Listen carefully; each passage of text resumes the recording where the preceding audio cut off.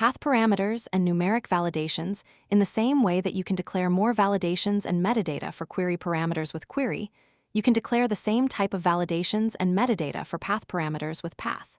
Import path first, import path from FastAPI, and import annotated. Info FastAPI added support for annotated and started recommending it in version 0.95.0.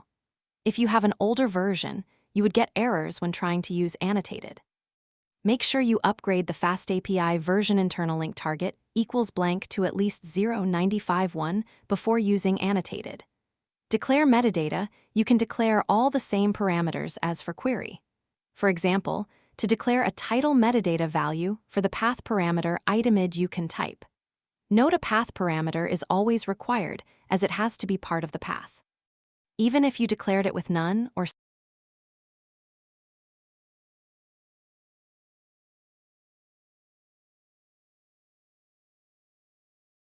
set a default value, it would not affect anything, it would still be always required.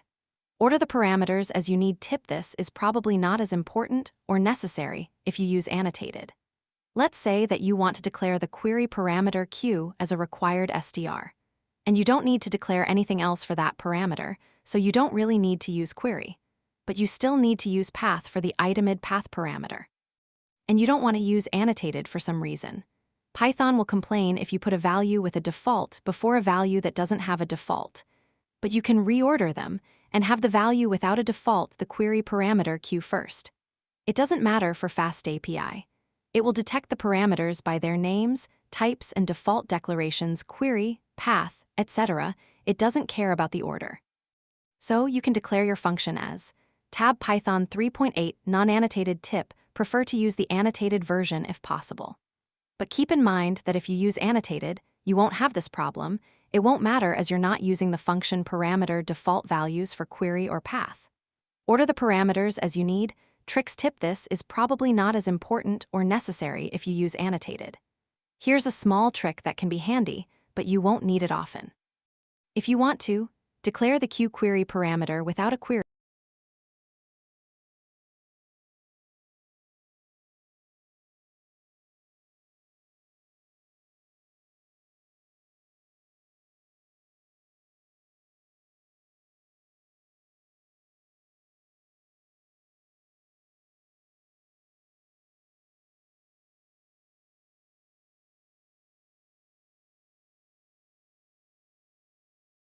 Path parameters and use annotated. 0.8 non-annotated. Tip: prefer to use the annotated version if possible. But keep in mind that if you use annotated, you won't have this problem. It won't matter as you're not using the function parameter default values for query or path.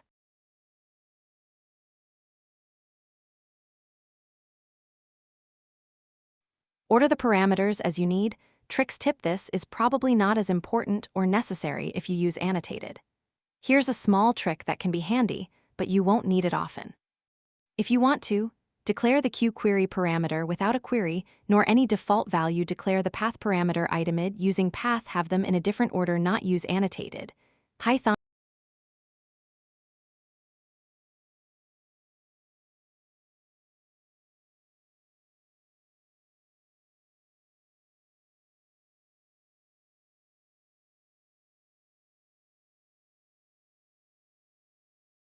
has a little special syntax for that. Pass as the first parameter of the function. Python won't do anything with that, but it will know that all the following parameters should be called as keyword arguments key value pairs, also known as quargs, even if they don't have a default value.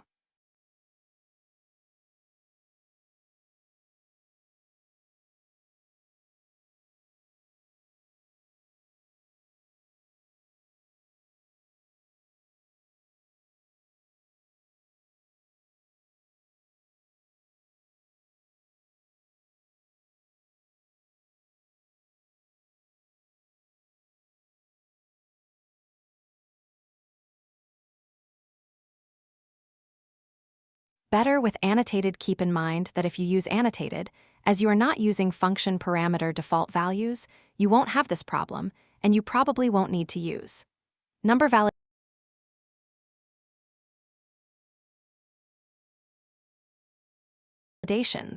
greater than or equal with query and path, and others you'll see later you can declare number constraints. Here, with g equals 1, itemid will need to be an integer number, greater than or equal to 1. Number validations, greater than and less than or equal, the same applies for.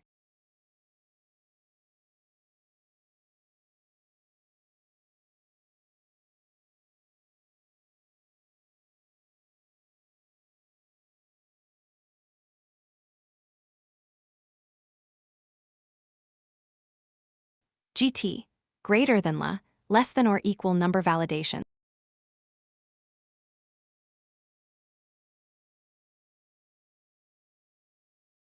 Floats, greater than and less than number validations also work for float values. Here's where it becomes important to be able to declare GT and not just G. As with it, you can require, for example, that a value must be greater than 0, even if it is less than 1. So 0.5 would be a valid value, but 0 or 0 would not.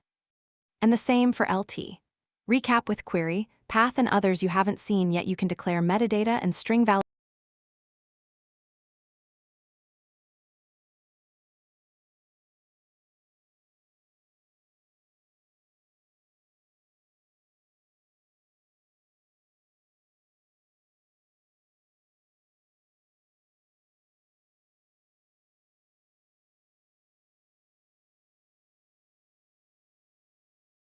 validations in the same ways as with query parameters and string validations. Internal link target equals blank.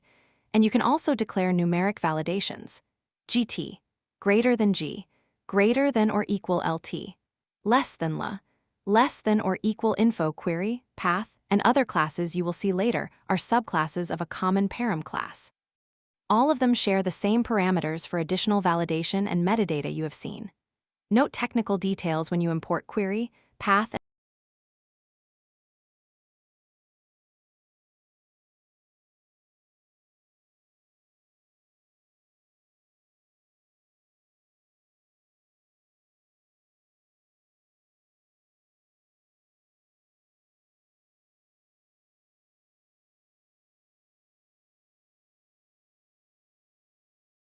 and others from FastAPI. They are actually functions that, when called, return instances of classes of the same name.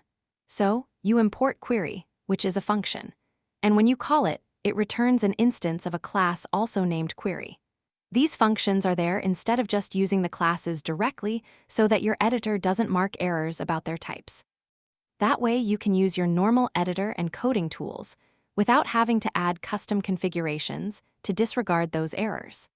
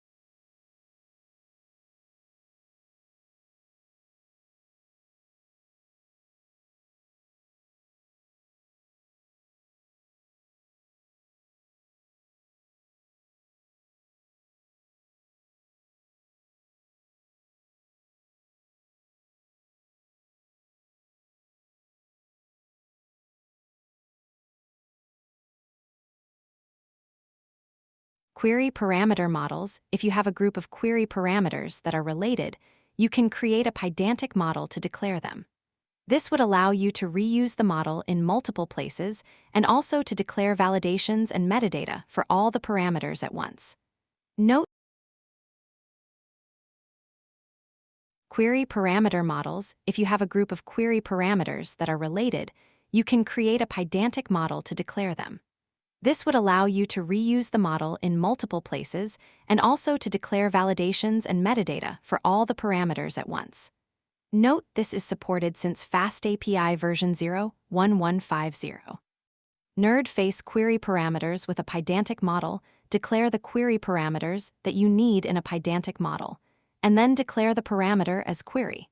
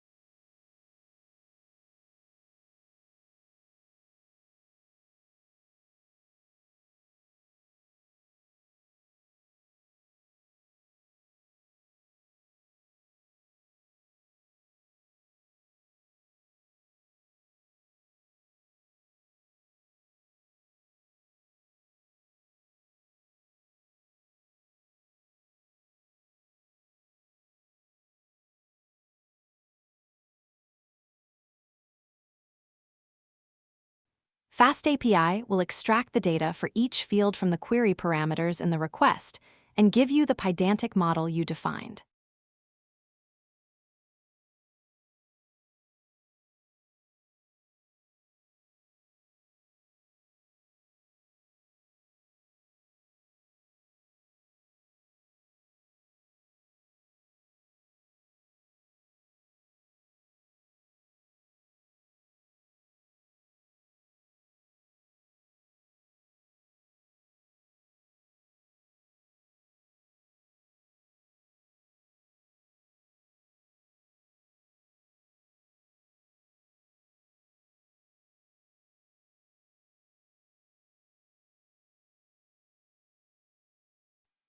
Check the docs. You can see the query parameters in the docs UI at docs.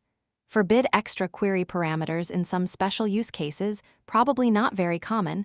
You might want to restrict the query parameters that you want to receive. You can use Pydantic's model configuration to forbid any extra fields. If a client tries to send some extra data in the query parameters,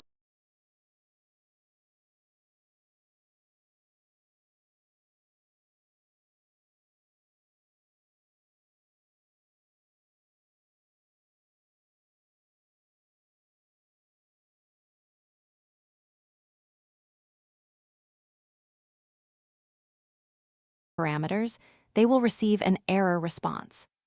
For example, if the client tries to send a tool query parameter with a value of plumbus, like, they will receive an error response telling them that the query parameter tool is not allowed.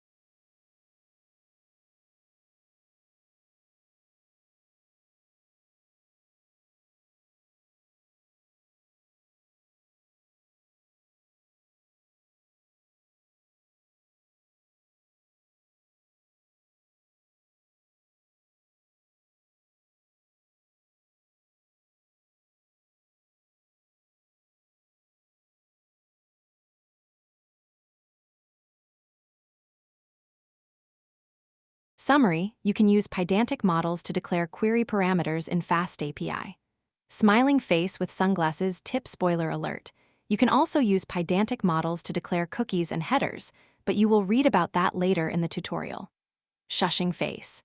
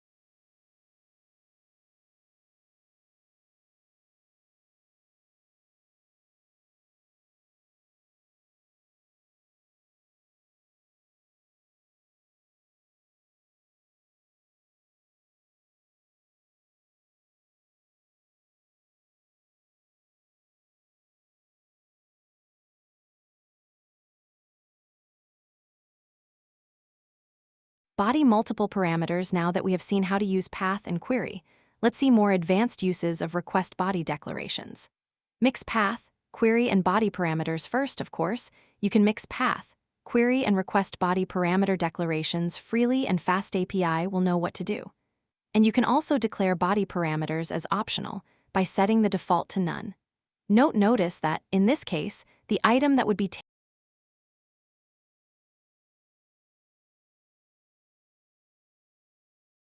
taken from the body is optional, as it has a none default value. Multiple body parameters. In the previous example, the path operation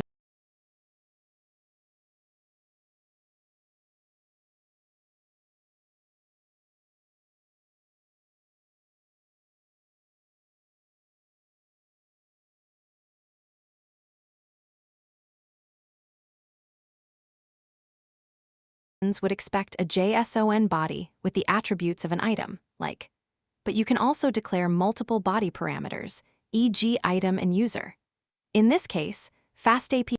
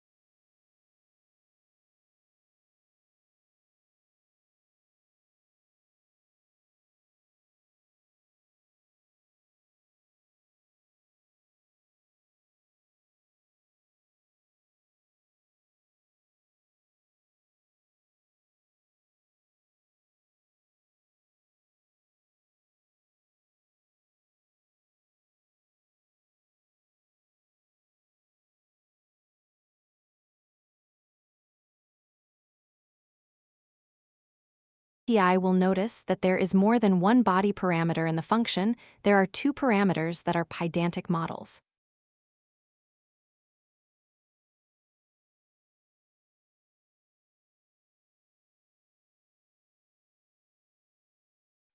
So, it will then use the parameter names as keys field names in the body and expect a body like. Notice that even though the item was declared the same way as before, it is now expected to be inside of the body with a key item. FastAPI will do the automatic conversion from the request so that the parameter item receives its specific content and the same for user. It will perform the validation of the compound data and will document it like that for the OpenAPI schema and automatic docs. Singular values embody the same way there is a query and path to define extra data for query and path parameters. FastAPI provides an equivalent body. For example, extending the previous model, you could decide that you want to have another key importance in the same body, besides the item and user. If you declare it as is, because it is a singular value, FastAPI will assume that it is a query parameter. But you can instruct FastAPI to treat it as another body key using body. In this case, FastAPI will expect a body like.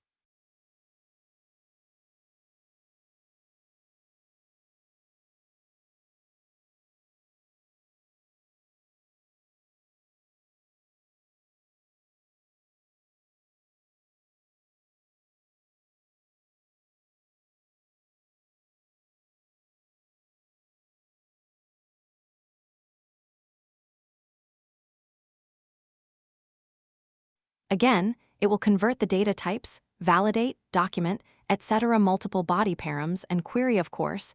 You can also declare additional query parameters whenever you need, additional to any body parameters. As by default, singular values are interpreted as query parameters, you don't have to explicitly add a query, you can just do, or in Python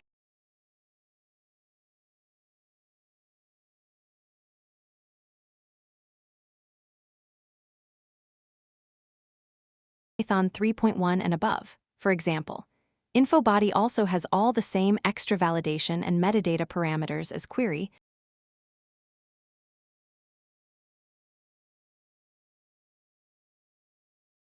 FastAPI to treat it as another body key using body. In this case, FastAPI will expect a body like. Again, it will convert the data types,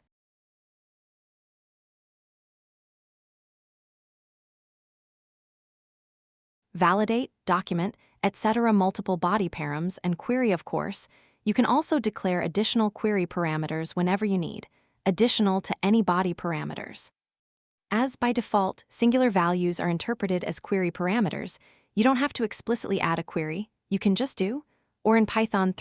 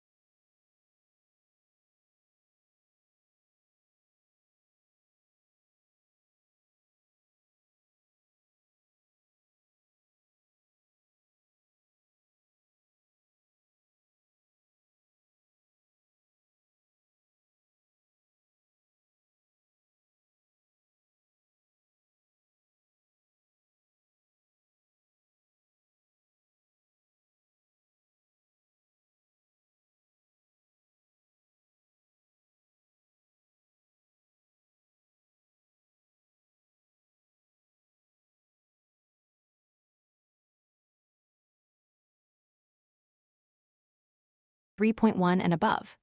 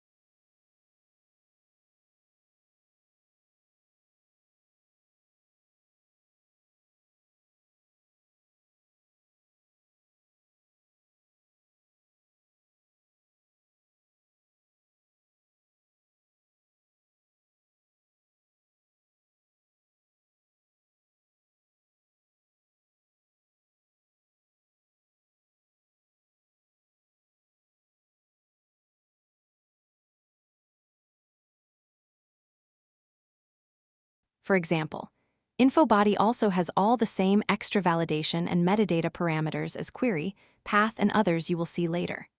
Embed a single body parameter. Let's say you only have a single item body parameter from a Pydantic model item. By default, FastAPI will then expect its body directly. But if you want it to expect a JSON with a key item and inside of it the model contents, as it does when you declare extra body parameters, you can use the special body parameter embed. As in this case, FastAPI will expect a body like. Instead of recap, you can add multiple body parameters to your path operation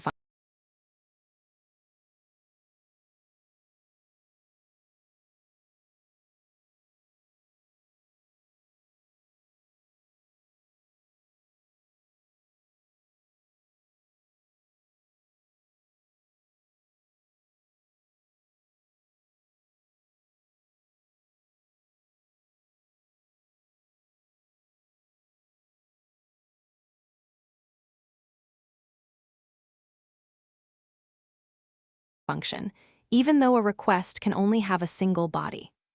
But FastAPI will handle it, give you the correct data in your function, and validate and document the correct schema in the path operation. You can also declare singular values to be received as part of the body. And you can instruct FastAPI to embed the body in a key even when there is only a single parameter declared.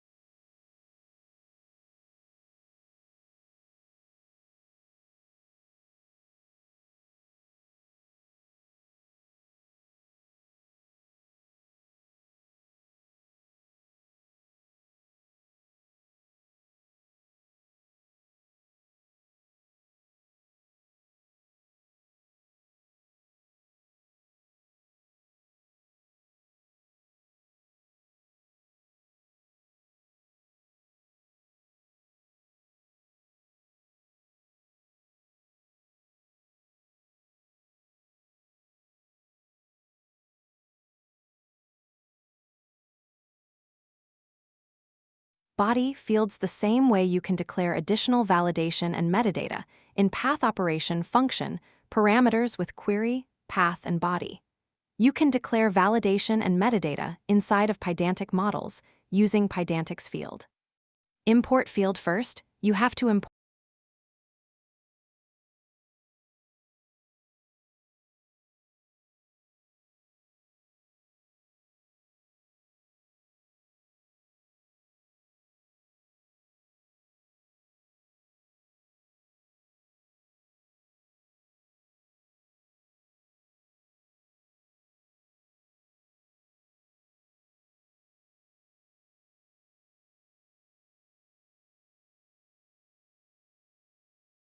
body fields the same way you can declare additional validation and metadata in path operation function parameters with query, path, and body. You can declare validation and metadata inside of Pydantic models using Pydantic's field. Import field first, you have to import it. Warning, notice that field is imported directly from Pydantic, not from FastAPI, as are all the rest query, path, body, etc. declare model attributes. You can then use field with model attributes.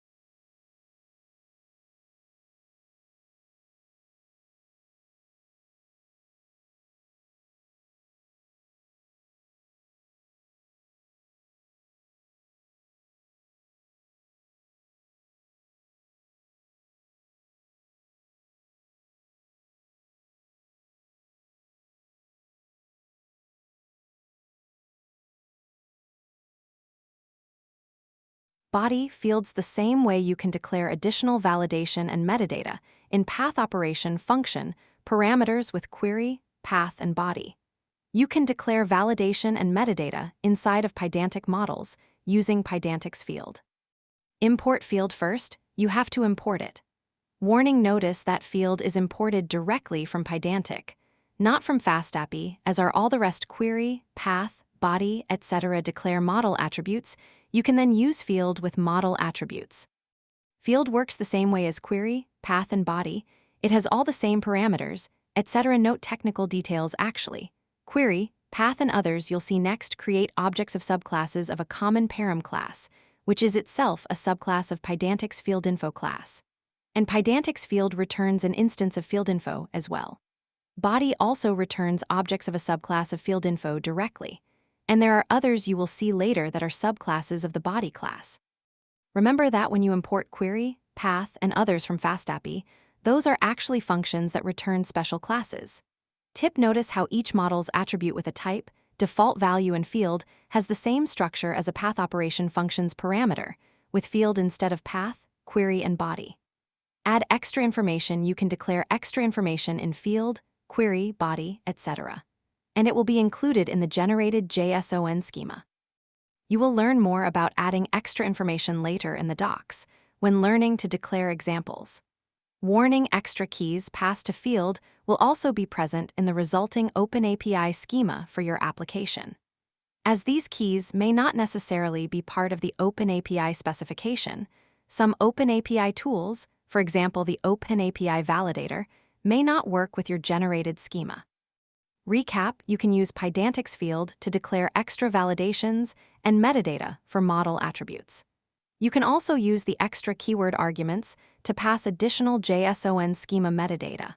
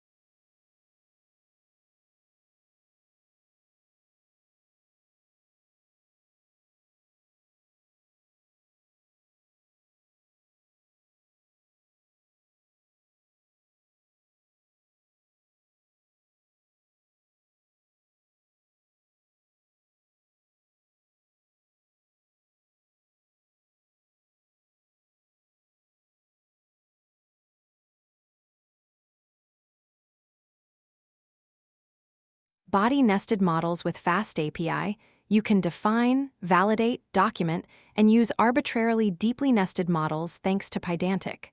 List fields, you can define an attribute to be a subtype. For example, a Python list. This will make tags be a list, although it doesn't declare the type of the elements of the list. List fields with type parameter, but Python has a specific way to declare lists with internal types, or type parameters. Import typings list in Python 3.9, and above you can use the standard list to declare these type annotations, as we'll see below. Lightbulb, but in Python versions before 3.9, 3.6 and above, you first need to import list from standard Python's typing module. Declare a list with a type parameter to declare types that have type parameters internal types, like list, dict, tuple. If you are in a Python version lower than 3.9, import their equivalent version from the typing module past the internal types as type parameters using square brackets. And in Python 3.9, it would be. In versions of Python before 3.9, it would be. That's all standard Python syntax for type declarations. Use that same standard syntax for model attributes with internal types. So, in our example, we can make tags be specifically a list of strings, set types, but then we think about it and realize that tags shouldn't repeat, they would probably be unique strings. And Python has a special data type for sets of unique items, the set. Then we can declare tags as a set of strings. With this, even if you receive a request with duplicate data, it will be converted to a set of unique items. And whenever you output that data, even if the source had duplicates, it will be output as a set of unique items. And it will be annotated, documented accordingly too. Nested models, each attribute of a Pydantic model has a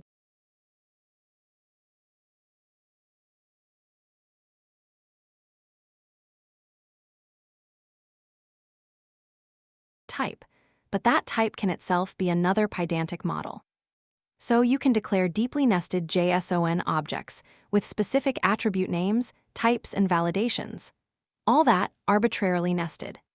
Define a submodel, for example, we can define an image model. Use the submodel as a type, and then we can use it as the type of an attribute. This would mean that FastAPI would expect a body similar to. Again, doing just that declaration, with FastAPI you get editor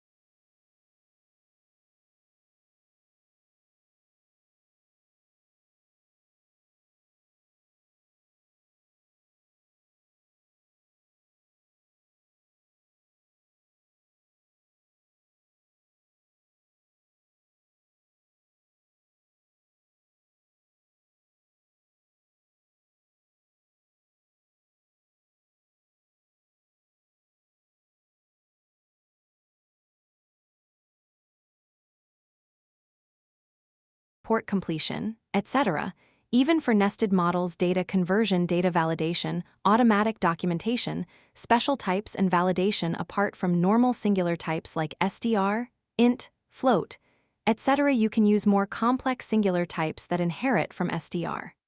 To see all the options you have, check out Pydantic's type overview. You will see some examples in the next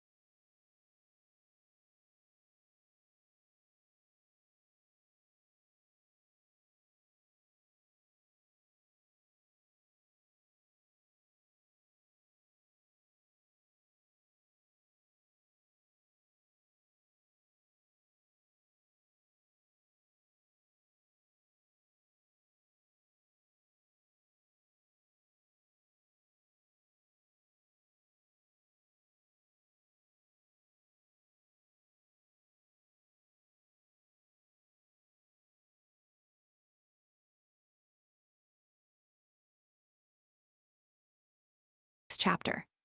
For example, as in the image model we have a URL field, we can declare it to be an instance of Pydantic's HTTP URL.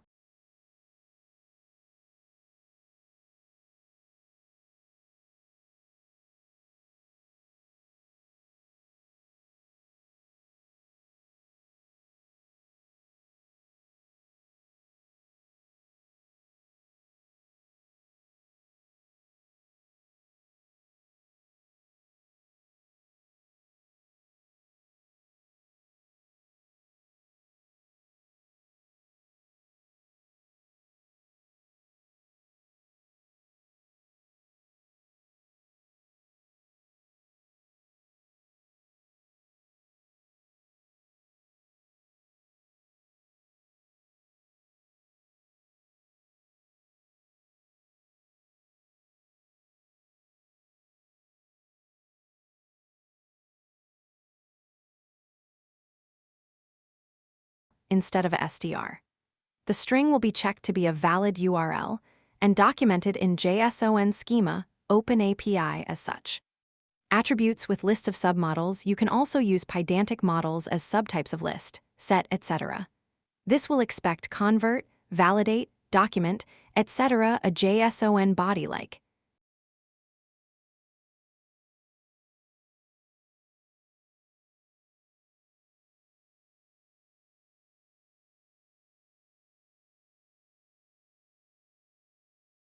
Info, notice how the images key now has a list of image objects. Deeply nested models, you can define arbitrarily deeply nested models. Info, notice how offer has a list of items, which in turn have an optional list of images bodies of pure lists if the top level value of the JSON body you expect is a JSON array a Python list. You can declare the type in the parameter of the function, the same as in Pydantic models, or in Python 3.9 and above. As in, editor support everywhere and you get editor support everywhere. Even for items inside of lists. You couldn't get this kind of editor support if you were working directly with dict instead of Pydantic models. But you don't have to worry about them either. Incoming dicts are converted automatically, and your output is converted automatically to JSON2. Bodies of arbitrary dicts, you can also declare a body as a dict with keys of some type and values of some other type. This way, you don't have to know beforehand what the valid field attribute names are, as would be the case with Pydantic models. This would be useful if you want to receive keys that you don't already know. Another useful case is when you want to have keys of another type, e.g., int. That's what we are going to see here. In this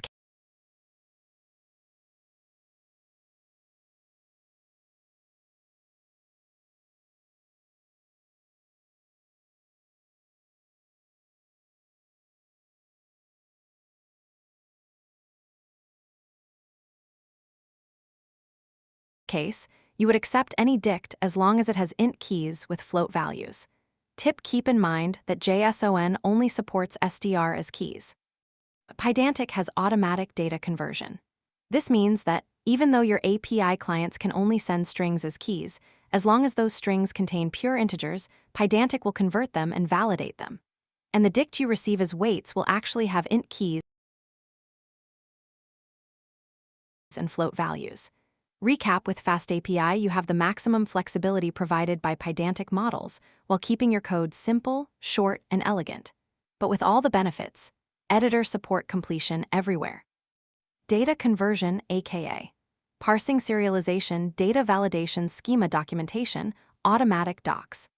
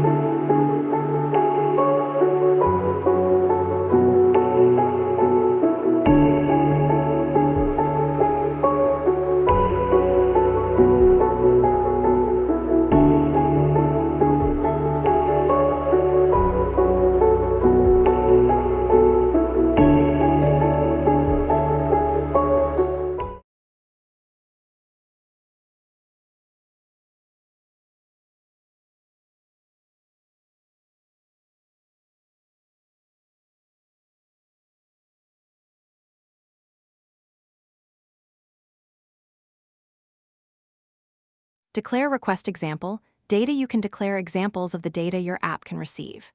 Here are several ways to do it. Extra JSON schema, data and Pydantic models. You can declare examples for a Pydantic model that will be added to the generated JSON schema. Tab Pydantic v2, tab Pydantic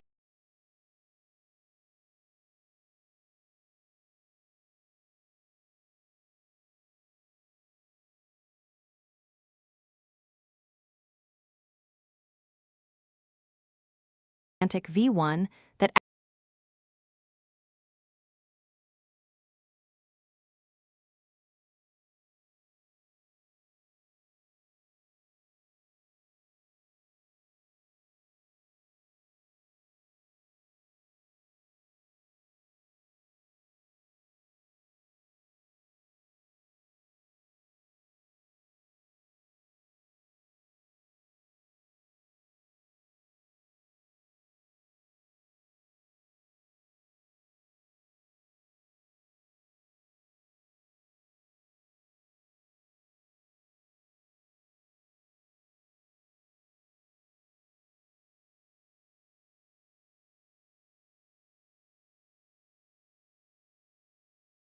extra info will be added as is to the output JSON schema for that model, and it will be used in the API docs. Tab Pydantic v2.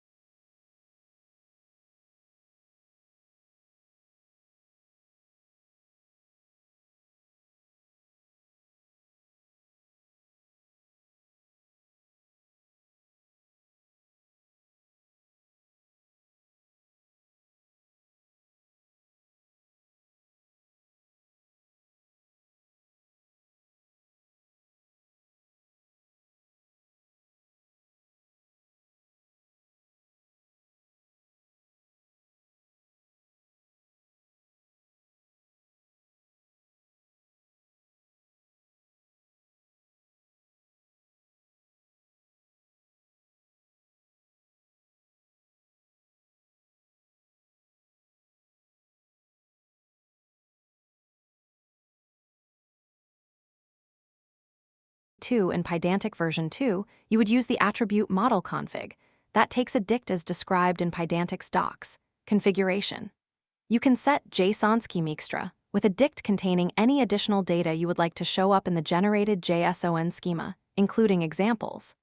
Tab Pydantic v1 in Pydantic version 1, you would use an internal class config and schema extra, as described in Pydantic's docs. Schema customization. You can set schema extra with a dict containing any additional data you would like to show up in the generated JSON schema, including examples. Tip: you could use the same technique to extend the JSON schema and add your own custom extra info. For example, you could use it to add metadata for a front-end user interface, etc. Info OpenAPI 3.10 used since FastAPI 0.99.0 added support for examples, which is part of the JSON schema standard. Before that, it only supported the keyword example with a single example. That is still supported by OpenAPI 3.10, but is deprecated and is not part of the JSON schema standard. So you are encouraged to migrate example to examples. Nerdface, you can read more at the end of this page. Field additional arguments when using field with Pydantic models. You can also declare additional examples. Examples in JSON schema, OpenAPI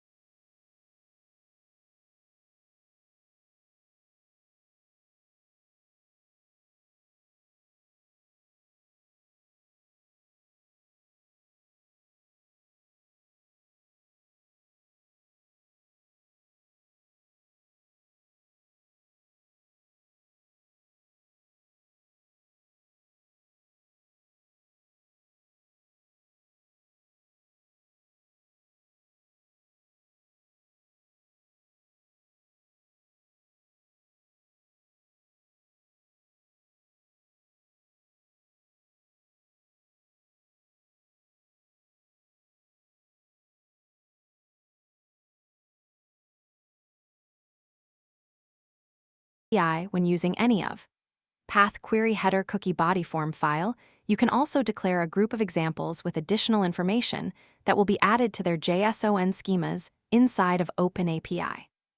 Body with examples. Here we pass examples containing one example of the data expected in body.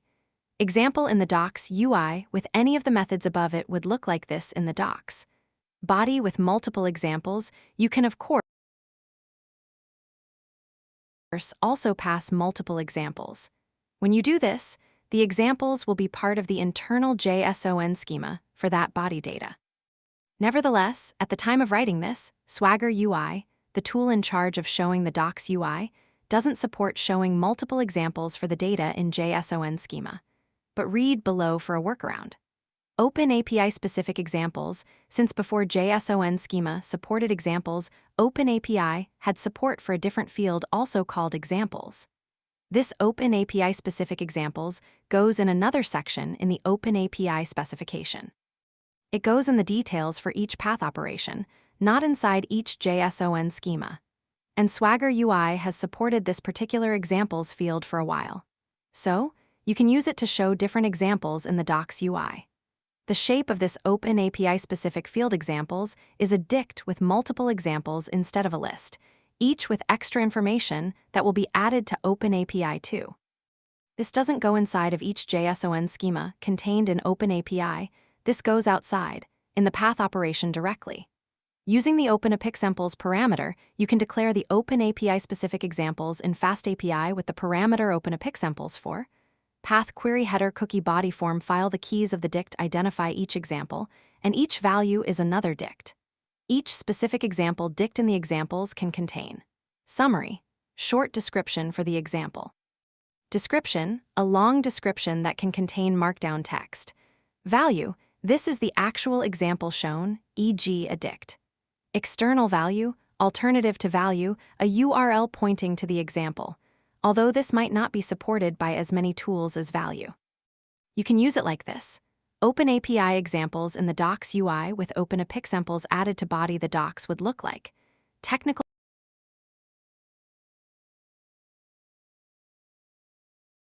details tip: if you are already using FastAPI version or above, you can probably skip these details.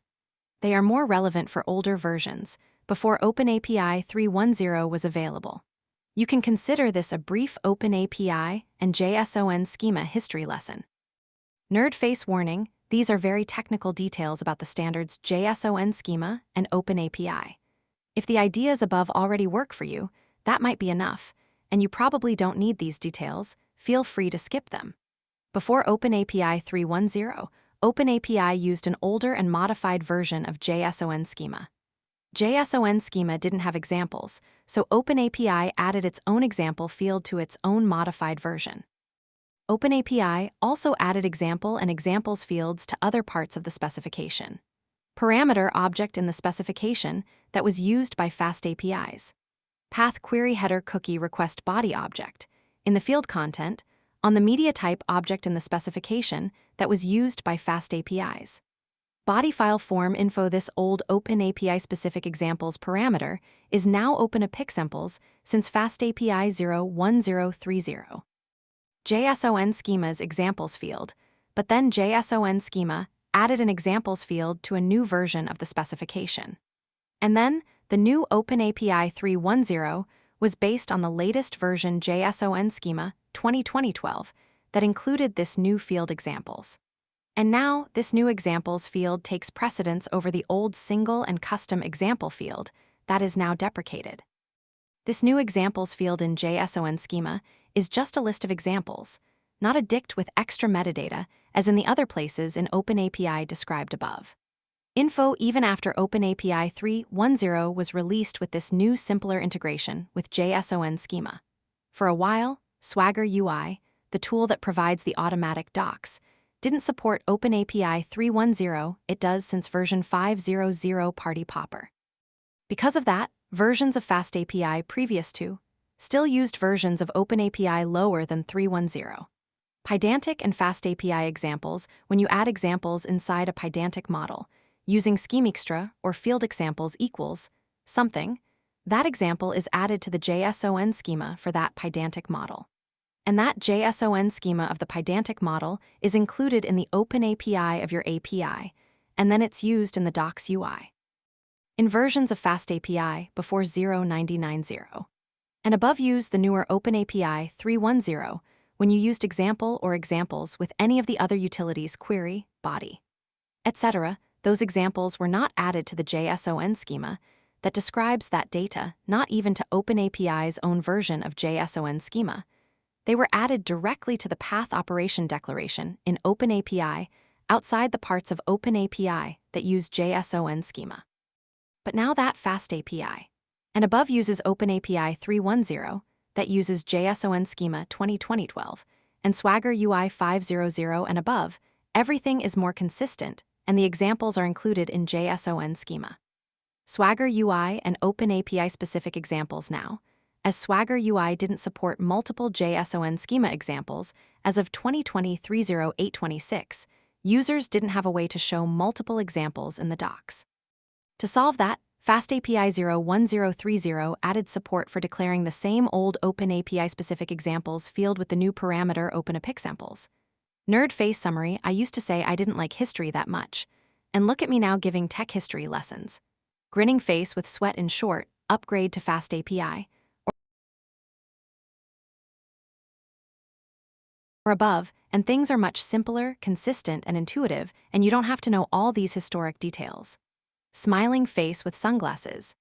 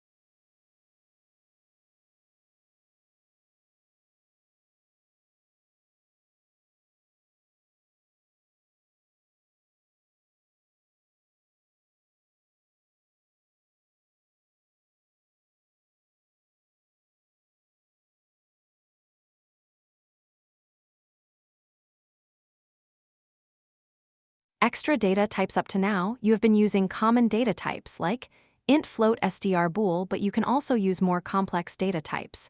And you will still have the same features as seen up to now: great editor support, data conversion from incoming requests, data conversion for response data, data validation, automatic annotation and documentation. Other data types here are some of the additional data types you can use. UUID, a standard, universally unique identifier, common as an ID in many databases and systems. In requests and responses will be represented as a SDR. Datatime, a Python datatime. In requests and responses will be represented as a SDR in ISO 8601 format like 2008-09-15T1553, 00 plus 05, 00. Datatime date, Python datatime date. In requests and responses will be represented as a SDR in ISO 8601 format like 2008-09-15. Datatime, a Python datatime.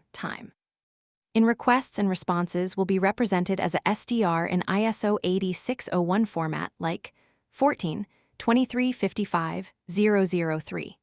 Datatime, time delta, a Python datatime, time delta. In requests and responses will be represented as a float of total seconds. Pydantic also allows representing it as a ISO 8601 time diff encoding. See the docs for more info. Frozen set, in requests and responses, treated the same as a set. In requests, a list will be read, eliminating duplicates and converting it to a set. In responses, the set will be converted to a list.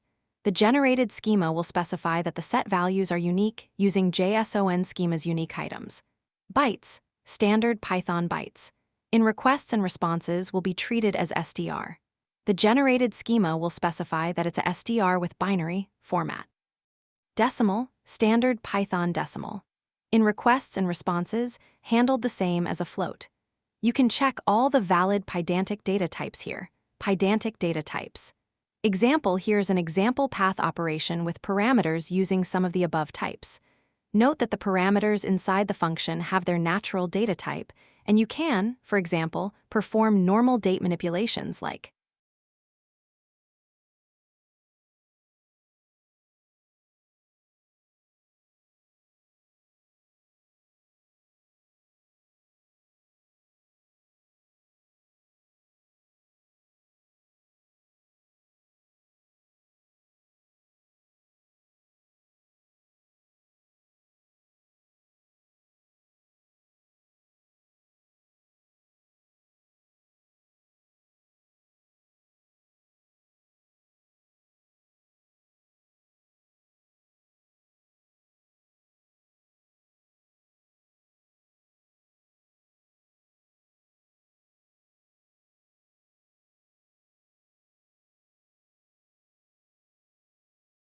cookie parameters. You can define cookie parameters the same way you define query and path parameters. Import cookie, first import cookie. Declare cookie parameters, then declare the cookie parameters using the same structure as with path and query. You can define the default value as well as all the extra validation or annotation parameters. Note technical details: cookie is a sister class of path and query. It also inherits from the same common param class. But remember that when you import query, path, cookie, and others from FastAPI, those are actually functions that return special classes. Info: to declare cookies, you need to use cookie, because otherwise the parameters would be interpreted as query parameters. Recap: declare cookies with cookie, using the same common pattern as query and path.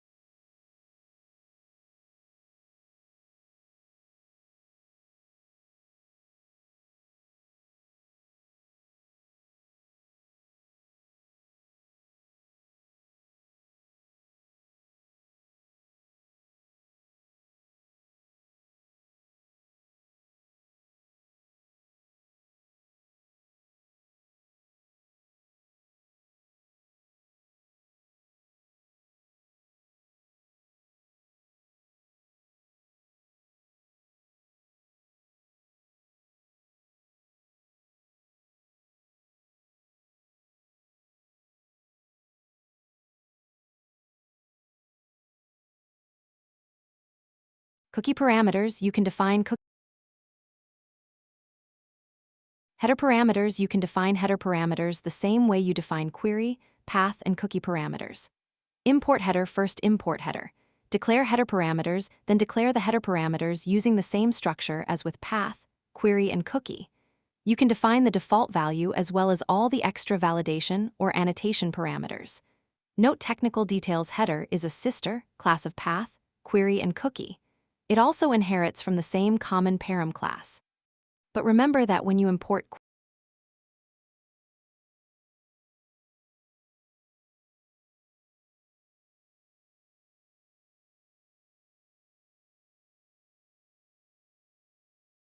query, path, header, and others from FastAPI, those are actually functions that return special classes. Info to declare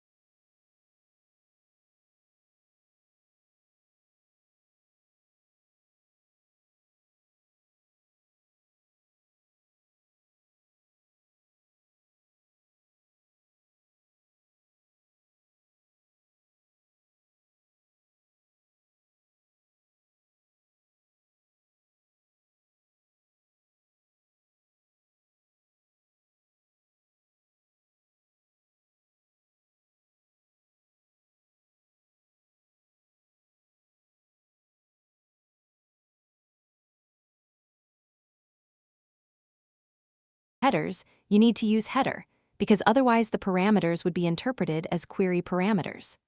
Automatic conversion header has a little extra functionality on top of what path, query, and cookie provide. Most of the standard headers are separated by a hyphen character, also known as the minus symbol. But a variable like userAgent is invalid in Python. So, by default, header will convert the parameter name's characters from underscore to hyphen to extract and document the headers.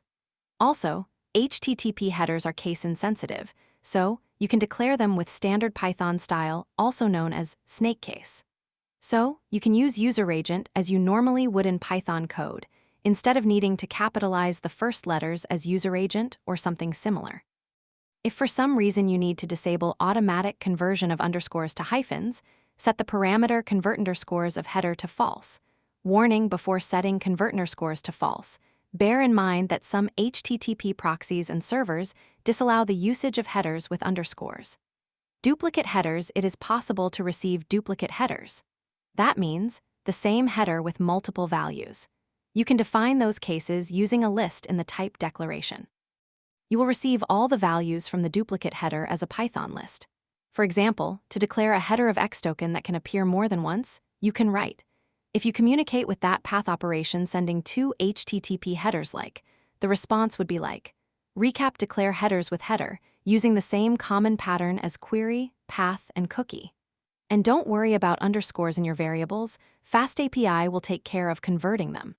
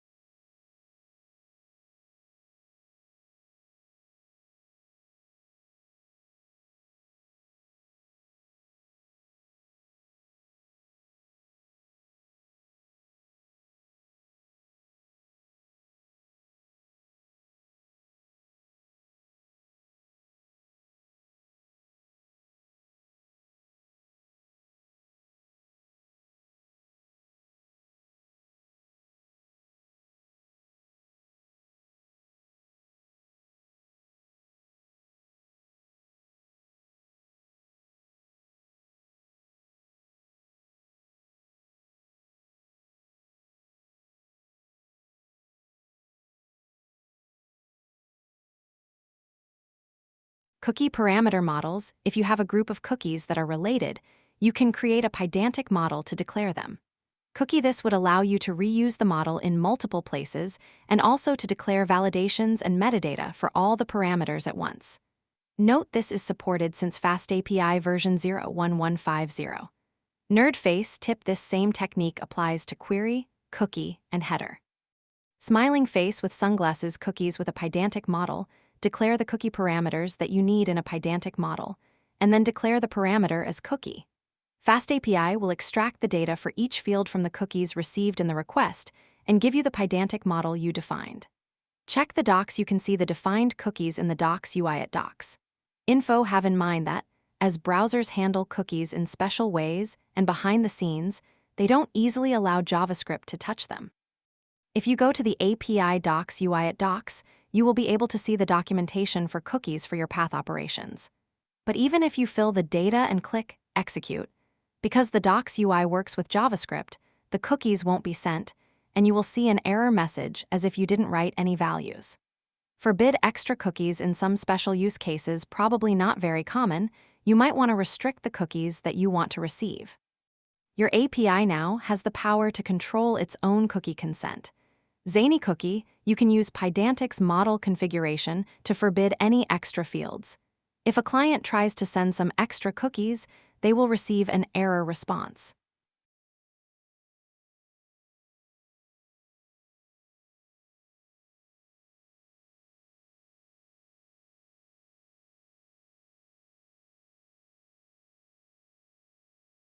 Poor cookie banners with all their effort to get your consent for the API to reject it.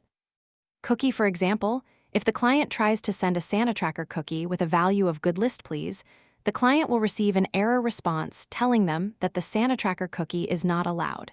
Summary, you can use Pydantic models to declare cookies in FastAPI. Smiling face with sunglasses.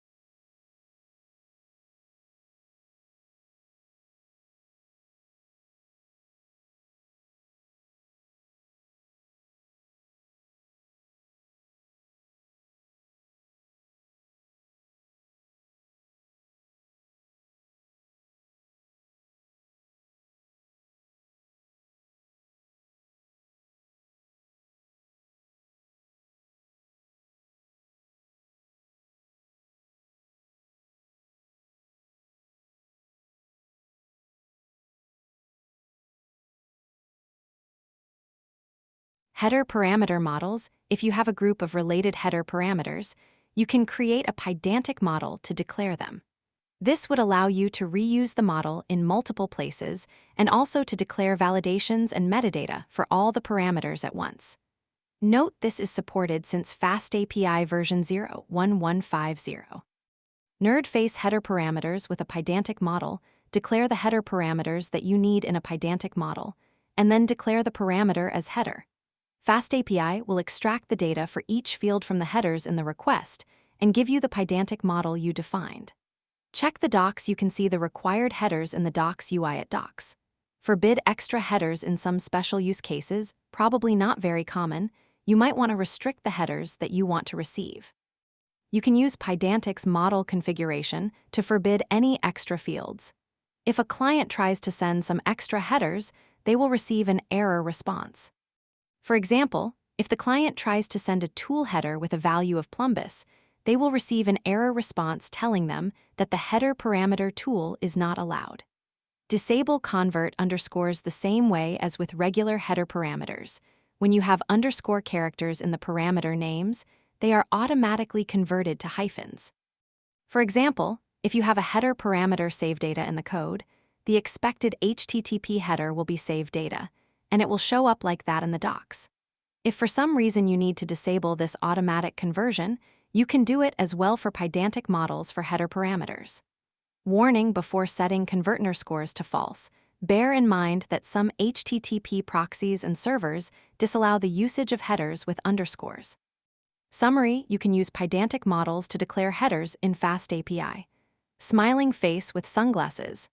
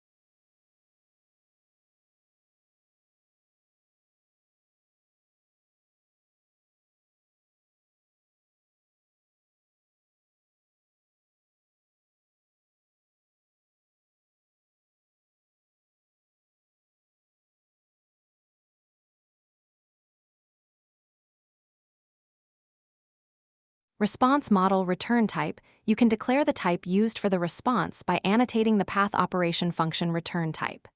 You can use type annotations the same way you would for input data in function parameters. You can use pedantic models, lists, dictionaries, scalar values like integers, booleans, etc. FastAPI will use this return type too. Validate the return data. If the data is invalid, e.g. you are missing a field, it means that your app code is broken, not returning what it should, and it will return a server error instead of returning incorrect data.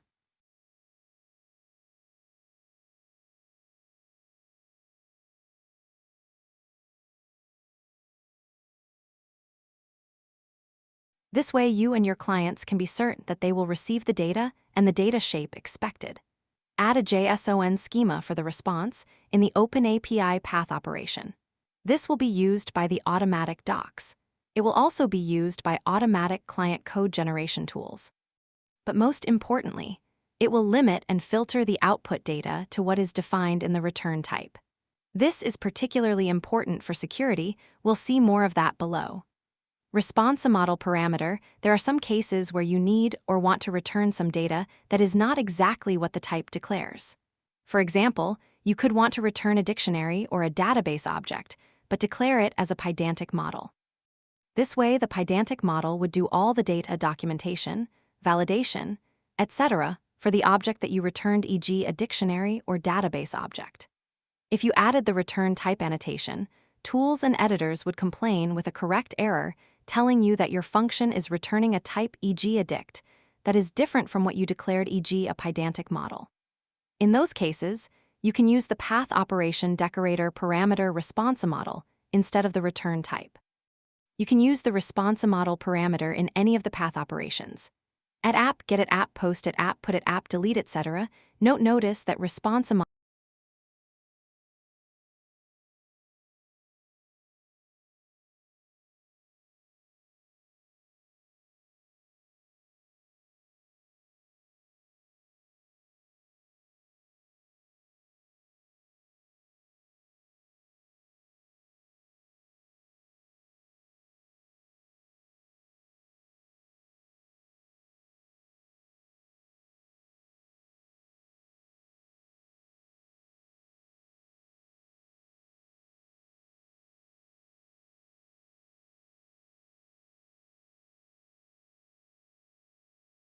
is a parameter of the decorator method get, post, etc., not of your path operation function, like all the parameters and body. Response model receives the same type you would declare for a pydantic model field, so it can be a pydantic model, but it can also be, e.g. a list of pydantic models, like list item. FastAPI will use this response model to do all the data documentation, validation, etc., and also to convert and filter the output data to its type declaration. Tip: if you have strict type checks in your editor, might be, etc., you can declare the function return type as any. That way you tell the editor that you are intentionally returning anything. But FastAPI will still do the data documentation, validation, filtering, etc. with the response model. Response model priority: if you declare both a return type and a response model, the response model will take priority and be used by FastAPI. This way you can add correct type annotations to your functions even when you are returning a type different than the response model, to be used by the editor and tools like MyPy. And still you can have FastAPI do the data validation, documentation, etc. using the response model.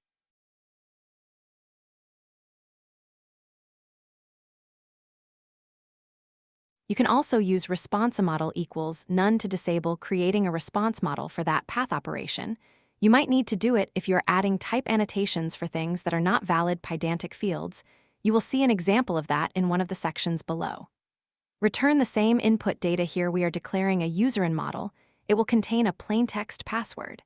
Info to use email SDR. First, install email validator. Make sure you create a virtual environment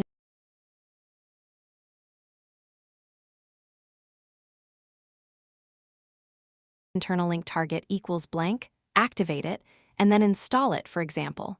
Or with, and we are using this model to declare our input and the same model to declare our output. Now, whenever a browser is creating a user with a password, the API will return the same password in the response. In this case, it might not be a problem because it's the same user sending the password. But if we use the same model for another path operation, we could be sending our users' passwords to every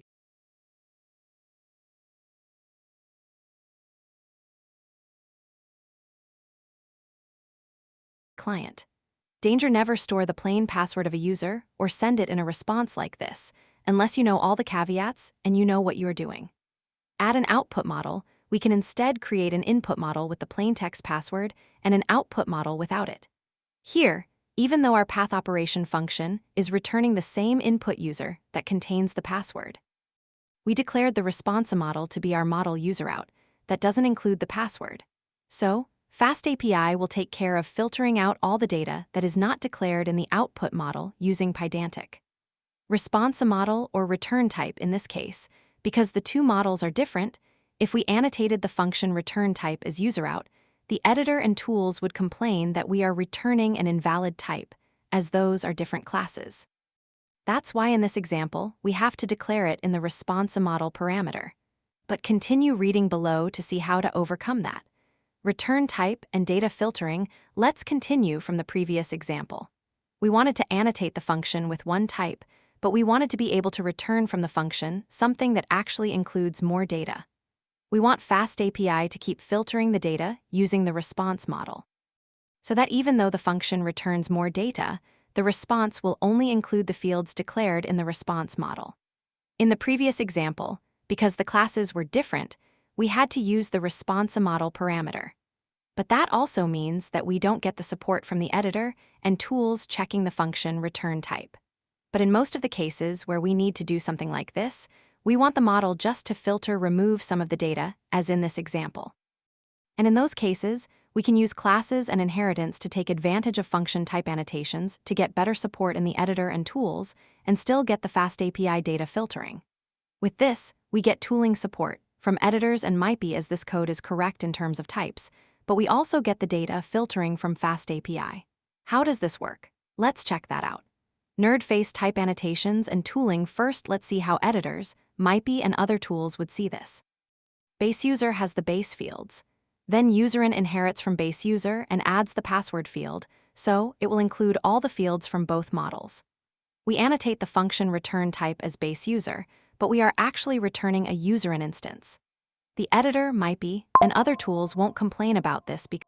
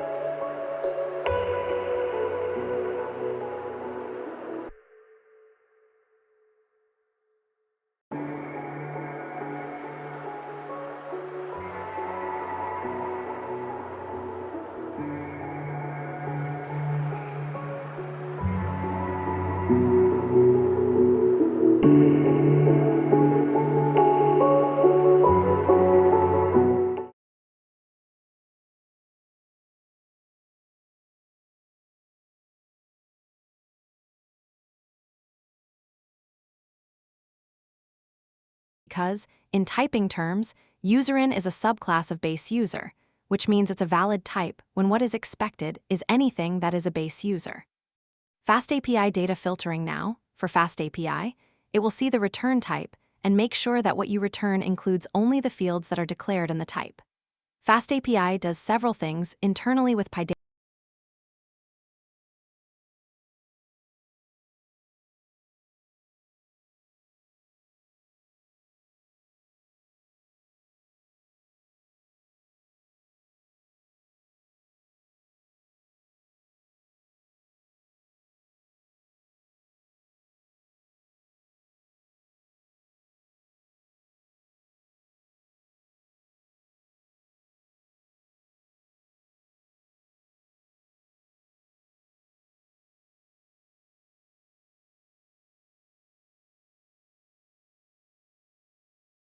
to make sure that those same rules of class inheritance are not used for the return data filtering. Otherwise, you could end up returning much more data than what you expected. This way, you can get the best of both worlds: type annotations with tooling support and data filtering. See it in the docs when you see the automatic docs. You can check that the input model and output model will both have their own JSON schema, and both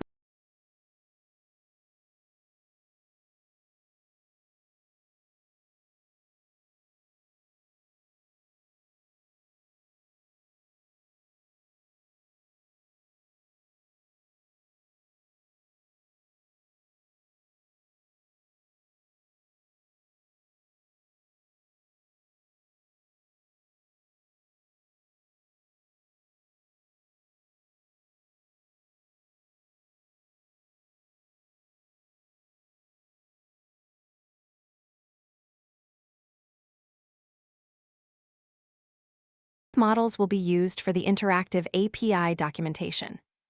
Other return type annotations, there might be cases where you return something that is not a valid Pydantic field and you annotate it in the function, only to get the support provided by tooling the editor, MIPI, etc. return a response directly. The most common case would be returning a response directly, as explained later in the advanced docs internal link target equals blank. This simple case is handled automatically by FastAPI because the return type annotation is the class or a subclass of response. And tools will also be happy because both redirect response and JSON response are subclasses of response, so the type annotation is correct. Annotate a response subclass, you can also use a subclass of response in the type annotation. This will also work because redirect response is a subclass of response, and FastAPI will automatically handle this simple case. Invalid return type annotations, but when you return some other arbitrary object that is not a valid Pydantic type, e.g. a database object, and you annotate it like that in the function, FastAPI will try to create a Pydantic response model from that type annotation, and will fail. The same would happen if you had something like a union between different types where one or more of them are not valid Pydantic types. For example, this would fail collision. This fails because the type annotation is not a Pydantic type and is not just a single response class or subclass, it's a union any of the two between a response and a dict. Disable response model. Continuing from the example above, you might not want to have the default data validation, documentation, filtering, etc. that is performed by FastAPI. But you might want to still keep the return type annotation in the function to get the support from tools like editors and type checkers, e.g. MIPI. In this case, you can disable the response model generation by setting response model equals none. This will make FastAPI skip the response model generation, and that way you can have any return type annotations you need without it affecting your FastAPI application. Nerdface response model encoding parameters. Your response model could have default values, like description, uniinster, none equals none, or str none equals none. In Python 3.1 has a default of none. Tax, float equals 10.5 has a default of 10.5. Tags, lister equals has a default of an empty list, but you might want to omit them from the result if they were not actually stored.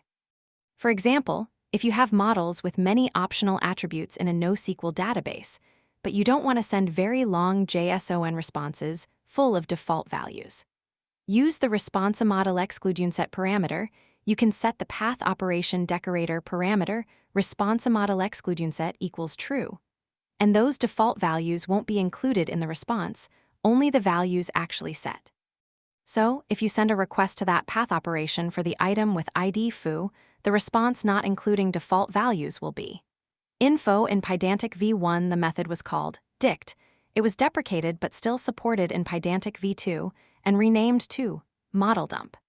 The examples here use dict for compatibility with Pydantic v1, but you should use modeldump instead if you can use Pydantic v2. Info FastAPI uses Pydantic models, dict with its excludeUnset parameter to achieve this. Info you can also use ResponseModel equals true ResponseModel equals true as described in the Pydantic docs for excluded defaults and excludenon.